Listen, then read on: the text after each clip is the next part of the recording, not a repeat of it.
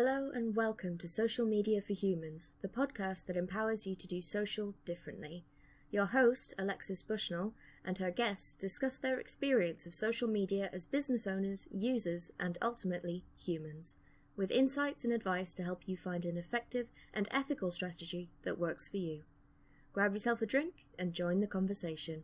Hello, I'm here with the lovely Emma. Emma I met actually through social media. Hooray. So Emma, do you want to introduce yourself? Yeah, sure. So I'm Emma Cossey. I run the Freelance Lifestyle, which is, well, it started out as a blog for freelancers to give kind of clear, straightforward advice for how to get started and how to run your freelance business. I've been freelance since 2009, I think now. And that kind of evolved into a blog, a podcast. I then created some courses. And then 5 years ago, I trained as a coach. So now I offer a sort of wide variety of services to freelancers to help them get started. And my background is social media. So I started a Facebook group years ago, I reckon 8 or 9 years ago, for freelancers, which is the Freelance Lifestylers. But yeah, I love and hate social media. So you kind of started a Facebook group then before Facebook groups were cool, before they were the thing that everybody was talking about. I was a Facebook group hipster. Yeah, absolutely. Yeah. I mean, I started, actually the very first group I started was a local group for when I moved. I live in Bracknell and I moved here. And a friend of mine was in Wokingham, which is the neighbouring village, and she started a group for women in the local area to exchange tips and advice and all sorts of things like that. So I chatted to her. She's actually a very good friend of mine now. I ended up adapting that same model for Bracknell. So that was the first group we did, the Bracknell Gossip Girls. And then I ended up starting the one for freelancers, which is the Freelance Lifestylers. And now I run, I think, 4 or 5 groups at the moment. For clients, I run some for them to look after their distributors and their employees and all sorts of things. So there's a wide variety I deal with. But yes, I definitely am a hipster of Facebook groups, I guess, yeah. I would love to know, like, how have you seen them change? Because now they are sort of the main thing that especially like Facebook experts are talking about. Mm-hmm. It's like you need a Facebook group. Everybody needs their own Facebook group. So yeah, way back when, they weren't seen as a marketing tool. They weren't really seen as a big important part of any sort of given whatever. So there has been a lot of change in how Facebook groups are used and the conversations that happen in them. So how have you seen that evolve? Yeah, I think the biggest change is that shift. I think initially there were communities. They're community driven. And I think there is now a kind of a push for everyone to have their Facebook group. And Facebook groups take a lot of admin, a lot of time, but it's very much pushed as a marketing tool. But for me, the best part has always been community, that core, the starting point for Facebook groups. That's what it's about, connecting with other people, building those relationships, in a kind of in the similar way that Twitter used to be, about just connecting with lots of other people. And having a nice place to share interests and thoughts and things like that. And my favourite groups are the ones that still have that community focus. And I think when it becomes basically a place for one person to broadcast their thoughts, then it's just basically a page, page without the algorithm issues, or some of the algorithm issues. But yeah, I would say that's the biggest change. And I definitely know when I went first into groups, I went in a bit naive, didn't have any rules. Yeah, definitely need rules now. And I think actually one thing Facebook groups have allowed people to do is talk without a filter, which isn't always a good thing, which is why we need the rules. And yeah, I've noticed there are in a lot of groups, the larger a group gets, the more that there's going to be trolls that just join for the sake of it. But generally, the Facebook groups are a fantastic community. But I think it's how you lead the group is how the group reacts, basically. And I think when you get admins who are aggressive or rude, then you see that reflected back in the group. Whereas if you lead with kindness, that tends to be how the group goes. But yeah, definitely, I think one of the key things I learned early on is that the essential element of having rules and guidelines just for everybody to know what's going on in the group. Yeah. And I think as well, those rules also feed into who ends up sticking around in the group and how the conversation goes in the group. Because if it is sort of a free-for-all and there's no guidance, yeah, everybody thinks that they're right and the way they want to do it is the right way. So it really is a recipe for disaster. Yeah, and I think it's interesting. I don't have to do a lot of admin for my group, the Freelance Lifestylers one, because everyone's just really nice to each other. There's a few what I would call super members who they will report things if they see anything, because I can't see all of the posts anymore. They'll report anything if they see anything untoward or anything like that. And generally, everyone's very kind to each other. The local ones, there's a lot more snappiness, I would say, and a lack of using general manners, please. Thank you. That's something. So there's definitely, that is, I guess, one of the differences between business groups and local community groups. Mm-hmm. The business groups tend to be slightly more professional because they have something to lose if they don't. Yeah. I think as well, actually, some of it, from what I see anyway, I think the especially like the local groups that are based on a specific geographical area, the only thing that connects them is that physical location. Yes. If you join a group for the topic that it's about, you have something in common, and it tends to mean you have other things in common, even if that's just sort of a general outlook on life. So I think that causes a lot of issues in the local groups, is because everybody is very, very different in those groups, and that is the one thing that unites them. So it does, you really need, I think in the local groups especially, a really firm sort of like, these are the interaction rules. This is what's okay. This is what's not okay. If you break the rules, that's it. Yeah. Yeah. And I like that Facebook recently has they've added a few different things which have helped with admin and that kind of thing. So obviously, you can, in your groups, you can allow people to just post whenever, which is what I do with the freelance one. The local community one, I think, has approval on. But you can also decline a post now and give them a reason why you're declining it, which is really useful. And also, I love the fact that you can now delete a post or comment and tag the rule that they've broken. Yeah. But it's anonymous as well, so you don't end up going in a back and forth conversation on Messenger about why you've deleted that post. So there are certain things that Facebook are doing which really, really help with that side of things. Yeah. They are working really hard, I have to say, on the groups, and there's still a lot of issues. So many issues with Facebook groups, but they are definitely trying, and they do seem to be listening to the people who are running the groups in that way, which is nice. Something I want to speak to you about, actually, is you said you run a lot of different Facebook groups. So I want to know how you manage those, because they are a lot of admin. Yeah. So in terms of regular posts, I use reoccur posts now. I think it's recur posts, actually. I want to say reoccur, but so they have the same sorts of posts going out each week that people expect, and it gives people a structure. So I find that helps a lot. Once you get to a certain size, the groups tend to run themselves a little bit, which helps. I really do miss having the Facebook groups app. That was so useful, and just to keep things separate and not get dragged into things. And also, once you get to a certain size, growing an admin team, that really, really helps. But it's just a lot of notifications, really. And there are, so one of the things I have set up with my group, which is the biggest time suck for me, is when I have new members join.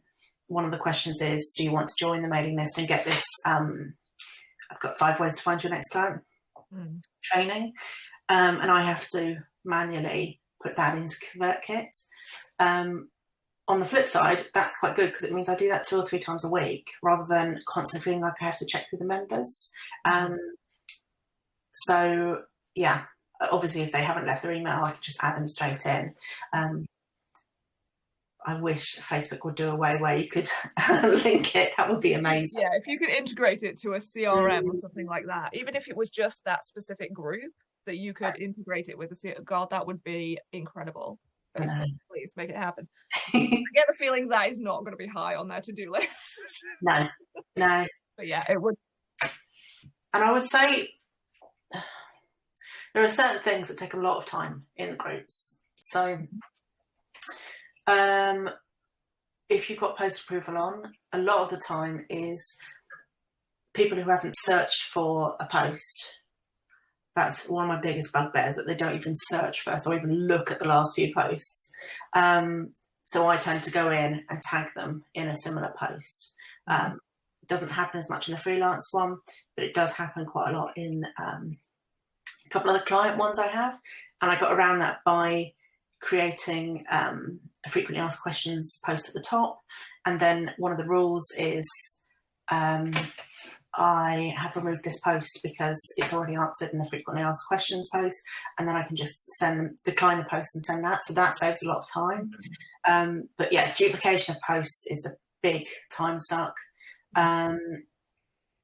Keeping an eye on posts that you feel are going to spiral. You can just tell. It's like a sixth sense. And as soon as it goes up, you think, oh, I need to watch this one. And those are most frustrating because you end up just checking it all the time, not even notifications, you're just refreshing it. So yeah, those are kind of big time sucks. And keeping track as well, because I tend to have like a 2 or 3 strikes and they're out, unless they're just abusive, then it's straight out. Sometimes tracking that can be really difficult as well. But that another thing Facebook did was allow you to search admin activity by member, so you can see how many of their posts you deleted. But yeah, I would say the duplication of posts and people just not reading the rules or not reading what other people have said, and miscommunication because of that. Those are the biggest time sucks. Yeah. I think actually that a lot of that sort of the not reading has become a bigger issue now because groups are being talked about as this promotional tool. So most people now are seeing, especially business owners, are seeing groups as somewhere you go, you promote yourself, you ask a question that allows you to promote yourself. Oh, those ones are the worst. Yeah, the vaguely hidden sort of, this is not promotional, but also if you would like to buy from me. Oh, when they see it. A long essay that's either been copied and pasted from their Instagram or their newsletter, and it's a thought piece. And then at the end, it's like, if you want to know more about this, contact me or book in here. I'm just like, that's still a promotion. It might be offering value, but it's still a promotion. And the people that do best in groups are the people that offer help and advice without that kind of. So they're in the threads. They're helping people. They're giving useful advice and value without saying, "Buy my this, buy my that." Yeah. People then will recommend them. They become known in that group as that expert. Like you are in a couple of mine really now. You're the Instagram go-to now. And the social media go-to, because you spent the time investing time in chatting to people, sharing useful resources. Just make yourself valuable to other people without that. It's so difficult to explain because this is one of the big questions that I get a lot from when it comes to Facebook is like, well, how do I promote in groups when so many groups have a no promotion rule now? And I'm like, but you don't need to. It's not about promoting yourself. it's about being a member of the community and showing through that you know things about these things. You don't saying, hey, I sell this thing, I offer this service, doesn't prove that you know what you're doing. Whereas if somebody asks a question about that thing and you drop in the comments your good advice about that, that shows that you know what you're doing. Yeah. So there's this big fear that if you give anything away for free, that, well, why would someone come and buy from you because you've answered their question? And it's like, especially in Facebook groups, people tend to ask really specific questions. They've got this one Instagram problem that, how do I do this? How do I post this to stories? How do I do this thing?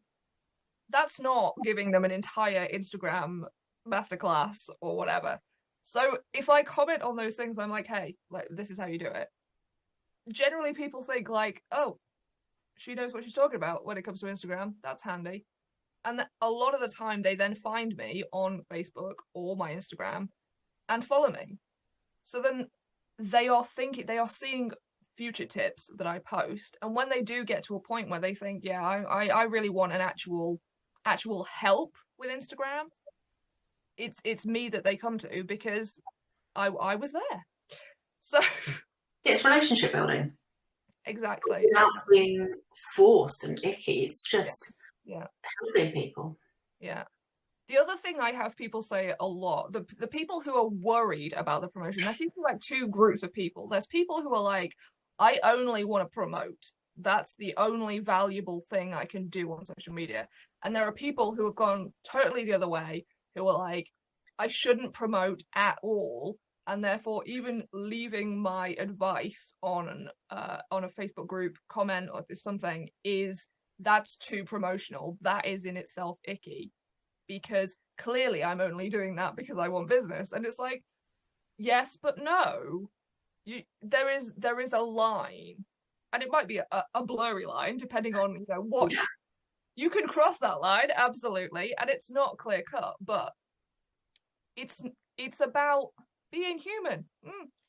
Like, you've just got to connect with other people. And even if you are talking about something you're an expert in, it doesn't mean you are inherently like sell, promo, sketchy, and it's really, really difficult to shift people's mindsets around that. Yeah, it really is. And it's something that I ran a free Facebook challenge that was it in January? Maybe it was in who knows. And there were a lot of questions about groups, and those were sort of the two camps. It was like, hey, how do I promote in groups where there's a no promo rule, and how do I promote without promoting at all and not seem like I'm trying to manipulate the situation to get a sale? And a lot of it is mindset, basically, isn't it? It's well, just be yourself. It's really hard, and I still find that line really hard. I feel uncomfortable sometimes promoting my own group because I have that no promotion rule. But I think sometimes it's switching the mindset from selling to helping. And so yesterday I posted about a pricing masterclass that I did with Sally Farron, because I saw a lot of posts coming up about pricing. So it was relevant, it was helpful. It is a paid product, but I'm mentioning it because there's a lot of people who are having pricing problems. And I do have free resources as well, but that seemed like an opportunity to do it in a non-icky way. But it is a hard line. It's a really, really hard line to tread. But I think switching that mindset to this will be helpful for someone is easier than I need to sell these courses or anything like that. I need to help 5 people is much easier to think about. Yeah, and I think that's a good way to do it, though, is especially when it's your group and you've got a no promo rule. It is difficult because it's still your group and you need to essentially get something out of it. And when it gets to sort of the size of the freelance lifestyles, it's essentially run by and for everybody else. So it's difficult. You are getting sort of less and less value out of it yourself. even though you are putting in all of the time and effort to build it and maintain it. So that is a really good way around it, is to see like, well, there's been a lot of questions about this. I have a resource for this. And it is, like you say, it is helpful. And the other thing is, like, that's not a hugely high price offer. It was an affordable offer that those people who are asking those questions can hugely benefit from. And if they want some free resources, then that conversation can happen underneath that post, like, I'm not really ready to invest in this yet, but, what else have you got? What else is available? And I think that's another thing that people need to remember as well, is that if you are, as like the owner of the group, promoting something, that it's okay for there to be a conversation of free resources underneath that. Yeah. It doesn't have to be either they buy your thing or nothing. The sharing of resources is helpful for people. Yeah. And it also means that, like, if somebody is then speaking to their friend or whatever, and they're like, oh God, I'm really struggling with pricing, that your thing will be sent in a list of other things. Yeah. As a resource, which is helpful. And just as an offshoot of this, because I think it is a tricky thing for a lot of group owners, about allowing other people who do the same thing you do to promote in the group. I know it's a really tricky one. I personally made the decision that if somebody is offering, I basically, in my rules, I'm saying, because I take a lot of time to work on this group and grow, basically run it for you guys, I would ask that please don't promote anything that is freelance coaching or resources for freelance getting started, because that is what I do. And generally, I've had 2 people I think I've had to remove from the group who have consistently broken that rule. But generally, everybody is really nice about that and understanding because of how much time a group takes.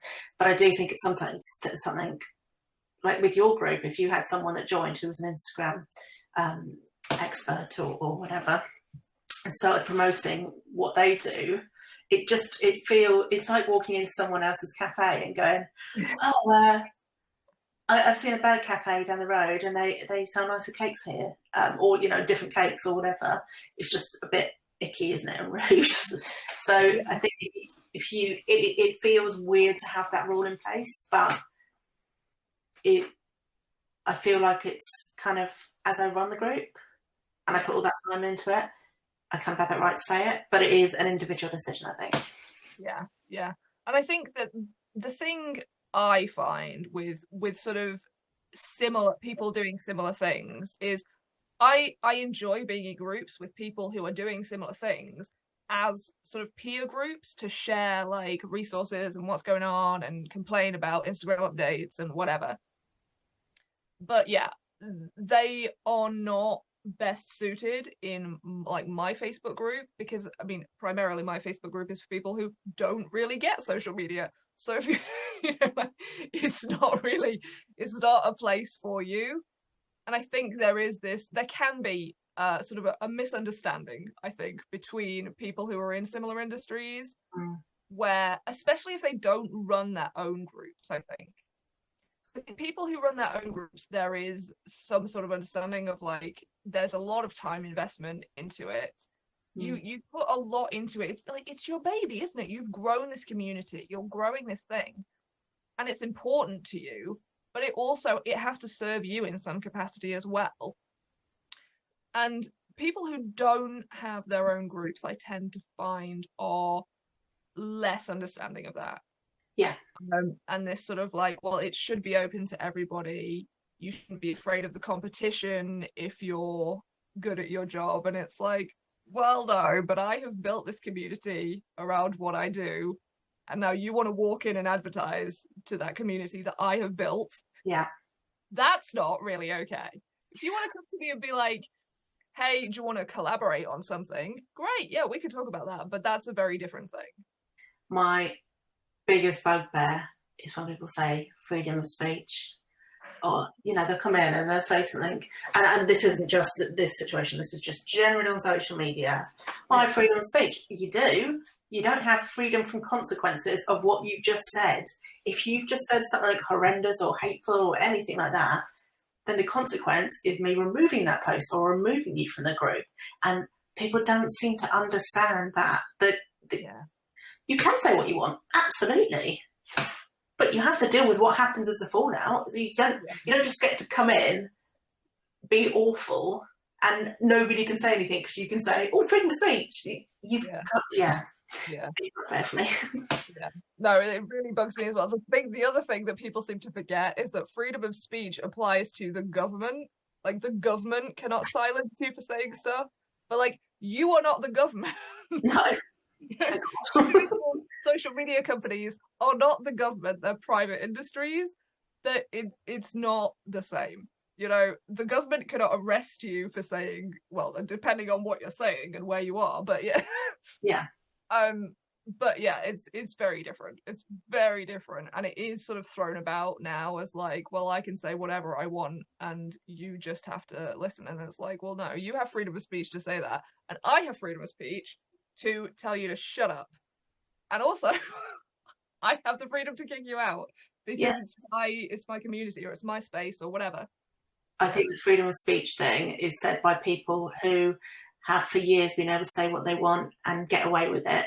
And now they're having people come back on them on it and they don't like it. So they've always had that freedom of speech. It's just they don't like that they're getting debated on it. Yeah, it is endlessly frustrating to me, the sort of those attitudes of I can say what I want. And some of it bugs me, especially like as a queer person, because I think, so you want to say that you have the freedom to say that I shouldn't be able to get married or walk down the street hand in hand with the person I love or whatever, but I am not allowed the freedom to do those things. Yeah, like, that's a problem. Because it's got to go both ways. If you want the freedom of speech to say those things, then I have to have the freedom to be who I am and to do the things that I want to do, as long as they're not hurting anybody. Yeah. And there's no I do wonder sort of how they manage to sort of disconnect those things, because to me they are so connected. Like, if you want the freedom to be anti something, like you have to acknowledge that other people have those same freedoms. They should have the freedom to do and say whatever they want. So the functioning of those brains to keep those things separate and be like, no, I'm allowed to say and do whatever I want, but other people are not allowed to disagree with me or live differently from me. Wow. It's almost like it's not a rational point of view. Like, it's almost like that. It's not rational to be like, I want freedom of speech, but just for me and people like me, not you, because you might do something that makes me feel uncomfortable, and then I don't want that. Yeah. I can do anything I want that makes you feel uncomfortable. Yeah. It is mind-boggling. It really is, and it's something that, sort of coming back to Facebook groups, the sort of freedom of speech thing around Facebook groups is becoming, especially in certain groups, a really big issue, and not even specifically the sort of far right or far left extremist sort of groups, but in just general groups where, like you alluded to before, a certain topic comes up or it is mentioned in a post, and you just know that stuff is going to happen in the comments because of it. And a lot of it does come down to sort of freedom of speech, you know? Somebody has posted this thing that I just like, somebody is wrong on the internet. And you just know that the comments are just going to be a disaster. And the thing that I find very annoying is someone is out there teaching people that you have to be divisive to get a following on social media. And I understand what they're saying. You need to have something where people are either really passionate or they're not. But this idea that you come in and you post a divisive post just to get loads of traffic, it gives me the ick, because it's so manipulative, and I don't like it. And I saw someone in my group do it repeatedly, and did it in quite a subtle way, but then we did one that was not subtle and it was out straight away. And I just I hate any of these manipulative techniques, and the bait and switch where, like you said earlier about asking a question and then people who comment, who answer, they'll get like direct messaged. That's a big, I don't like people who are invading other people's messenger because they've said something in a group. I get attacked by I get a few MLM businesses who do that occasionally, and they'll just pop up, that sort of thing. But yeah, anything where they post a question just so they can follow up people in direct message without any permission. Yeah, just don't be a I'm not going to swear on your podcast. Don't be a Wally. Yes, Wally. Yeah, no, it is. There is, and it does. It frustrates me that there is so many people promoting that as the done thing. Like on Instagram, especially, the amount of Instagram experts who are teaching people to just slide into the DMs and just cold sell to people, or they ask one question and then boom, you get the sales speech. And I'm just like, no, don't do it. Please don't do it. And the thing is, it's especially frustrating because it works purely because of the amount. They send those messages to so many people that even if you've got like a 0.01% conversion, you are still converting quite a lot of people. And it's unethical. It should be banned by social media platforms, my personal opinion. And Instagram are like trying to avoid those things, but the fact that people are teaching it, and the fact that people are charging people to teach them this bad advice really frustrates me. And it's one of those things as well that people ask me about because they see these people putting this out there, and they think I must be teaching it as well because I teach about Instagram, so that must be the done thing. And it's like, no, I will never ever tell you to do it. If I tell you to do that, no, leave, unfollow me, walk out the door. But also it's this fear that if I don't do that, I cannot sell on Instagram. I can't be successful on Instagram. And it's like, no, that's not the case. There isn't you must do this or you must do that, or you can do whatever you want. You know, you can be successful in so many different ways on social media. You don't have to do those things. So yeah, it really, really bugs me. And it's such a miserable way to do it when you could be creating content that makes people's day, or having conversations where you're genuinely interested and interesting as a result of it. That's such a nicer way to do it. Like, just get involved, interacting with people and putting value out there rather than just spamming people. Like, I know it requires a little bit more thought, but I'd rather sit on the sofa and interact in Instagram comments with posts that I love than be spamming people. And immediately, for me, if I follow someone and I automatically get a spam message, immediate unfollow. Yeah. So, I have to say, I am that person who I will report you as spam. If I get an automated message like that, I will report it as spam. If you slide into my DMs just with sales, I am going to report you as spam because, like, no. And we all see through as well those ones where they go, "Hi babe, you've got amazing content. I love that post you just done. Really vague." And you're just like, how many people fall for that? Like, it's so obviously copy and pasted or automated. Yeah. You wouldn't believe the amount of people I get offering to manage my Instagram. Hey, I love your Instagram. You know, you could really do so much better. I offer this service, and I'm like, do you now? This doesn't involve reading, does it? I get them through for the blog quite a few times, and I got one this week, and they were like, "Hi, we love your blog, and we know just the kind of content for you. We've got this brilliant thing about diet pills, and also about the best fit. What's that funny workout? That hip workouts. Oh yeah. And I was like, you have not read my blog at all. I mean, I'm not a hit workout person, and I hate the idea of diet pills. Yeah, and I just any like that where you just do research. It's because they're going just off this volume idea, which is it really.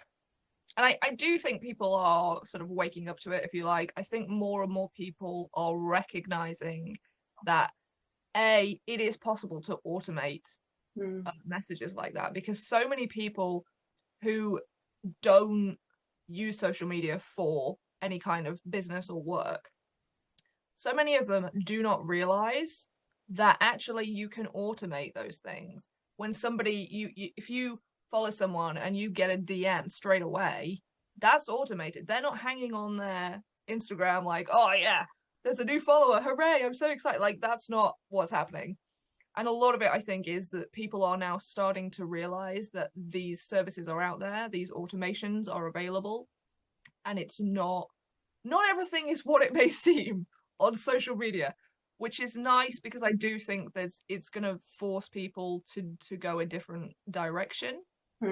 But unfortunately, I think it's going to force them into just a different, sketchy, unethical direction, because that tends to be what happens.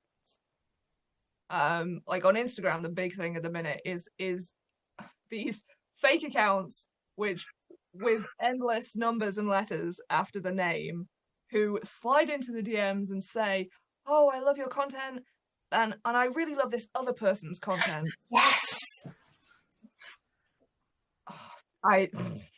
Yes. Or I think you would love so and so's account. Yeah. I've noticed a lot of those recently. Definitely more. They're all under the spam account, thankfully. Yeah, it's so. And the accounts, some of the accounts doing it, I just think, wow, now I know that you are not growing your social media ethically. Now I know that a lot of those followers are not real. Which is reassuring. I do think it is always, if you see someone who claims to be an expert or something, and you go through their followers, and if they do have a lot of spammy accounts, that's when you need to step, especially if you look at their content and their content's not that engaging. I think that's when you need to look at it and go, is everything? I think constantly questioning, I think it is wise on social media to constantly question what's real, not in a, oh, they can't really be happy way, but in a, this person talks about 6 figures, but they've only got 50 followers, or they've got 10,000 followers but very boring content. It doesn't hurt, I think, to reflect a second on that. Yeah. And I think a lot of it comes down to so many people feeling sort of imposter syndrome, like, you know, they don't really know how to do it properly. And so they see somebody with like 10k followers and they think they must have got them doing it properly, doing it ethically, doing it whatever. Because that comparison factor just makes you feel inferior. Yeah. And honestly, a lot of those people, especially as these sort of new DM things are coming out, a lot of those people have bought those followers. And like a good way I like to check is to be like, right, how many followers have they got? How many comments have they got on their latest posts? Because often you will see they've got all these followers and maybe 3 comments. Those people, those followers, even if they are real, they are not important. They're not interested in what you're putting out there. So why? It doesn't matter how many of them you've got. Because yeah, like just know you don't need to sort of compare yourself to those accounts, even though it is really difficult. Even for me, like I look at people, especially like Instagram people who are like have hundreds of thousands of followers, and I'm like, oh wow, they're doing amazingly. Oh no, what am I doing wrong? And it's like, well, no, they're at a different point in their career. They're offering a different service. They're doing different things. They're working with different people. Like it's different. You can't compare like that. No, and I'm doing sort of a coaching training update at the moment. And one of the conversations we had last night was the fact that everybody appeals to different people. So you could have a near identical product to someone else, but it's about the person behind it delivering it. It's about how you help them, but also how you do it as well. So I could be offering, I offer, there are other courses out there that do what I do, which is helping people go freelance. But I try and aim, or I'm helping more people who need that gentle but firm approach, whereas someone else might be there to give a more kind of intensive kick up the arse, or there might be someone else that works more on a mindset side of things. So everybody appeals to different things and different needs. So there is no point comparing, because, and it's so easy, like it's so easy on a daily or weekly basis to go through your feed and go, oh, they're doing amazing. Like, especially with reels, I keep thinking I must do more reels on Instagram, and I keep looking at other people doing amazing ones. I'll go, oh, I don't think I can do it, but that isn't necessarily who my audience is, or maybe I can do it in a way that isn't like theirs, but there's no point comparing, because you're not targeting the same people, you're not helping them in the same way. Yeah, definitely. It's interesting you say that about reels, because like I'm not here for reels, really. But I like a lot of the reels I see are really not that creative. No. And that kind of bothers me, because for me, like, I would much rather spend some time and think about like a concept for a reel and be like, oh, what do I want to get across? What's a creative way to do that? How am I going to make that happen? And put out one every 3 months, as it is at the minute. But have it be something that I'm like, yeah, I'm proud of that. That's a really cool concept. It worked really well. Look at me go. But a lot of the sort of reels for the sake of reels, and just any content for the sake of content, is something that I'm not a big fan of. No, it's got to be what works for you. Although, have you seen that Instagram are now, if you share a TikTok to Instagram stories, it'll either, if it's bad quality, or I think if even it has TikTok in the name, they might not show it to as many people. Yeah. So that kills my plan of multi-purposing it. You could multi-purpose in reverse, though. Yeah, reels to TikToks. Yeah. Effects and stuff, doesn't it? Yeah. I see. Reels wise, when I do them, I like to film them on my own camera. Yeah. And then cut them together in InShot. So then I have a non-branded one that I could just put anywhere, and then add whatever filters on whichever platform. This conversation has actually given me a lot of ideas of things I could do a reel with. Good. I might eat my words on that front. But it's important to do it when you are actually inspired and you have something to say, and a way that you're like, oh yes, this is a way I can say that, and not just for the sake of it, because it's poor quality content I am not here for. I hear you. I think that's a very good point to end. Yes, that's thank you very much for having me on, because it's been a very inspiring chat. Actually, I've got 100 ideas in my head whilst we've been chatting about things. You're going to disappear and be like, you'll be in Notion, putting them all down. Oh, another whole episode could be happening on Notion. Yeah. Well, thank you for being here. Do let everybody know about your group and what you're offering at the minute, and what's going on, and where they can find you, and all of that good stuff. Thank you. So my website is freelancelifestyle.co.uk. The Facebook group is Freelance Lifestylers, free to join, so feel free to come join. I also run the Freelance Business Lounge, which is a really affordable monthly membership with all the resources I have, which includes the 30 Days to Go freelance course, all of the trainings I do, all of the 2 summits I've run, all of the recordings from that, there's email templates, all sorts of bits in there, which Alexis is in that membership as well. So that's only £25 a month. plus, the most important part of that is the group calls, really. We have group calls twice a week for half an hour just to check in and chat about what we're doing. I think that's it. I'm pretty much Emma Cossey on all social networks, apart from Facebook. Very good. Well, thank you very much for joining me. It has been a very interesting chat, and I think it's going to be very useful as well, especially for people who are looking to run their own Facebook group or maybe struggling with their sort of Facebook group growth or stuff happening in them.